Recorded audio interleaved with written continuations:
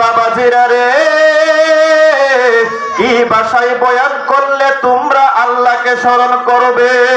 কি ভাষায় বয়ান করলে তোমরা নবীকে স্মরণ করবে? কি ভাষায় বয়ান করলে তোমরা আল্লাহওয়ালা হবে? কি ভাষায় বয়ান করলে তোমরা নবীওয়ালা হবে? আরে আমি তো এখনো আল্লাহওয়ালা হইতে পারি নাই, আমি তো এখনো নবীওয়ালা হইতে পারি নাই।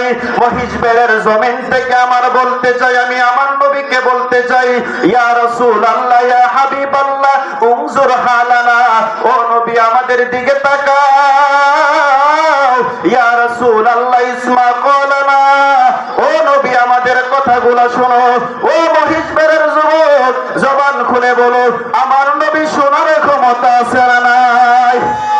আরেকটু জোরে কন্যা আছে না নাই? এই জন্য যুবক ভাইরা আমার, আর আমি ডানে বামে যাব না, এখান থেকে আমি আলোচনায় চলে যেতে চাই।